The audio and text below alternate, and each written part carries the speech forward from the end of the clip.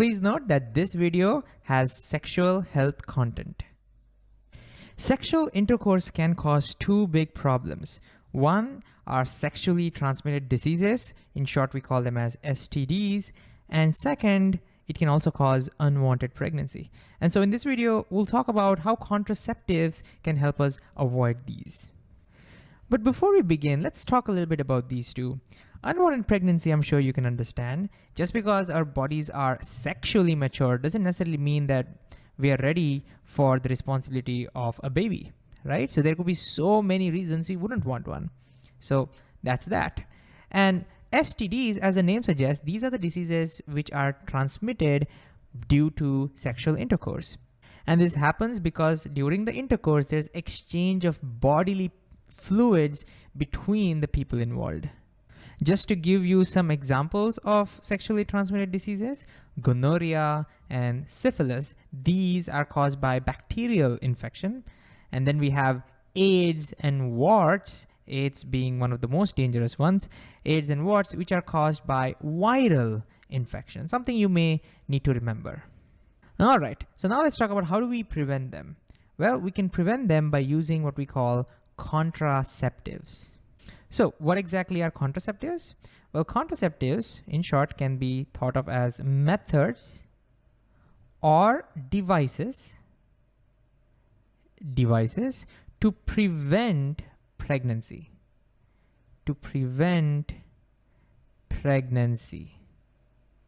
So contraceptives are mostly thought of in terms of unwanted pregnancy, right? So these are the things that we do to prevent pregnancy. So how many types of contraceptives do we have? Well, broadly, we can classify contraceptives into three kinds. Let's move up and make space.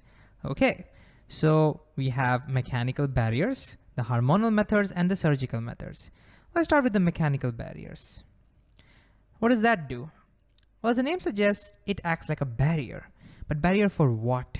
Well, it acts like a barrier for the fluids. So it ensures there is no fluid exchange between the people involved. So over here, in sexual intercourse, there'll be no fluids exchanged. So no fluid exchange, okay? And the example of that would be condoms. So male condoms can be put on the top of penis, or we can also have female condoms which can be put inside the vagina. In either cases, it'll ensure that there is no transfer of fluid from one body to another. So this means the semen will never enter the vagina. As a result, the sperms can never ever reach the eggs, preventing pregnancy. And since there is no exchange of fluids, this also means there is it can prevent STDs, right? Because we said earlier, STDs come from the exchange of the fluids. So it also prevents STDs. Now, one thing I need to be very clear over here, when I say the word prevent STD or prevent pregnancy, I don't mean 100%.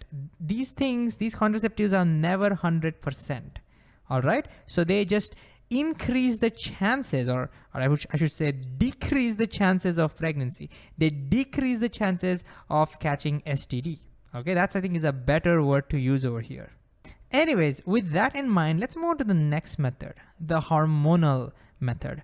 As the name suggests, you know what this does? I mean, what we do over here, in this, we change the hormone levels. We cause some kind of a hormone imbalance. What does that do? Well, you see, in female reproductive system, it's the hormones that cause certain hormones that cause the release of eggs, right?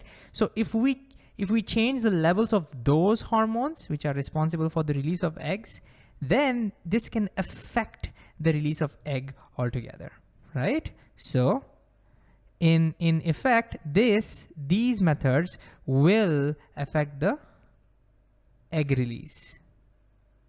And let me quickly give you an example of how this can be done. This can be done usually with the oral pills. So some pills might change the hormone levels and make sure egg never gets released. That way there will be no fertilization.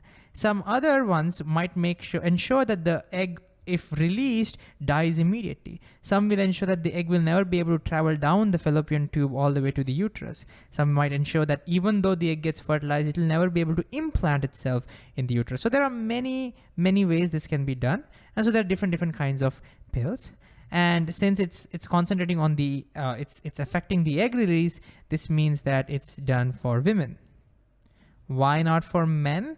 Well, because in women, we just have one egg to concentrate on, and that's a little easier. In men, we have millions of sperms, and so it's very difficult to say, make all the sperms inactive, right? So hormonal methods are usually for women.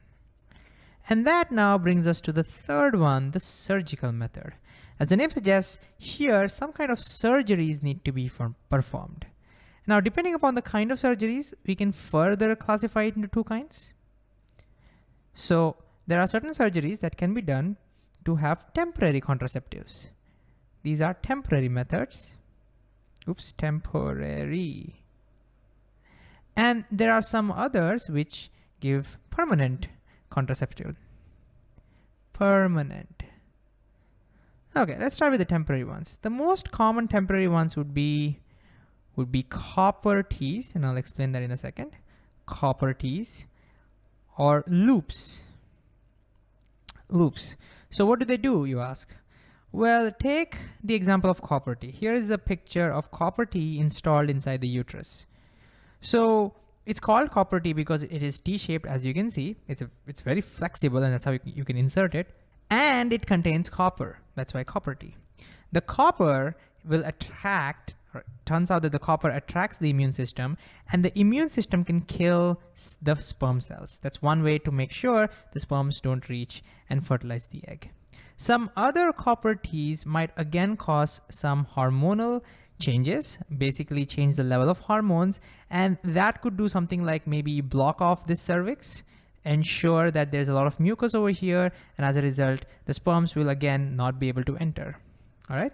Loops also do something very similar. They just have a little different shape, but the whole idea, as you can see, is that the whole idea is to kill the sperms, to make sure the sperms are not able to reach the egg.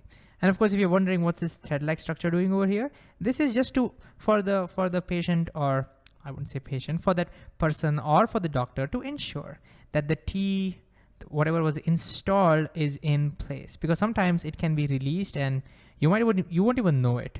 So just to ensure that this is in place, there is a thread-like structure over there. And so since these devices are put inside the uterus, they're often also called intrauterine,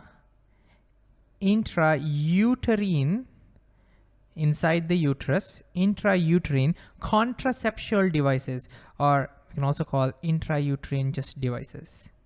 Right? So the short form for that is IUD. You may hear about them, IUDs. IUDs basically means these temporary methods. All right? So now let's look at the permanent methods.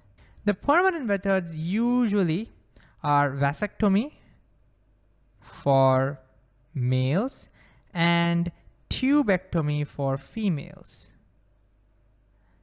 Okay, again, what are those? Well, if you look at the male reproductive parts, you might know that the sperms from the testes reach the penis via this particular tube called the vas deferens, right? So in vasectomy, doctors will just cut this vas deferens and put a knot over there. So they will cut that and put a knot over there. This will ensure the sperms will never reach the penis, and so the ejaculated fluid, the semen, will never contain sperms. Right? So since we're cutting the vas deferens, it's called vasectomy. And similarly, tubectomy is quite similar. In tubectomy, what happens is we make a cut in the fallopian tube. So again, we make a cut in the fallopian tube and put a knot over there. This will ensure that the released egg will never be able to reach the uterus, and it will never be able to implant itself and grow over there. So since we are cutting the fallopian tube, we will call this the tubectomy. All right. Now, before we wind up, a couple of things is in these methods, these contraceptive methods, although they might prevent pregnancy, there is still bodily fluids exchanged over here because there are no barriers over here, right? That means these do not prevent STDs. All right, that's important. Do not prevent STDs. And so to ensure that, people don't catch STDs, they always need to use mechanical barriers. And secondly, these things can definitely cause some side effects. For example, the skin could be allergic to the material used in condoms.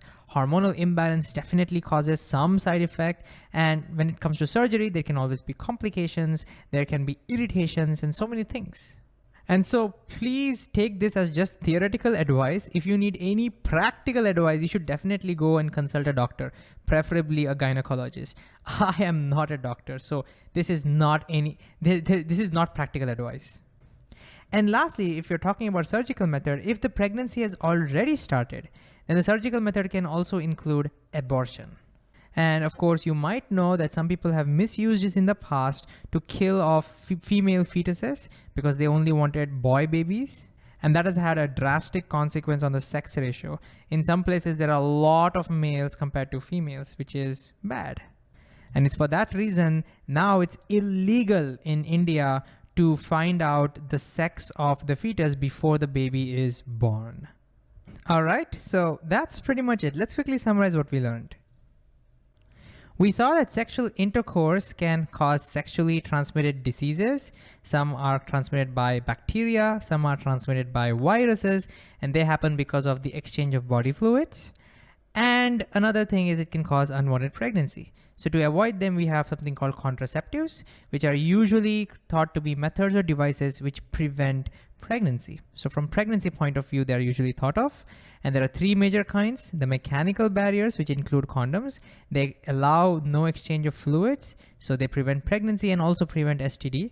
And then we have the hormonal methods, in which the hormones of usually the female hormones are not altered, they're causing imbalance over there, which can affect the egg release and can ensure no fertilization takes place, usually include the oral pills.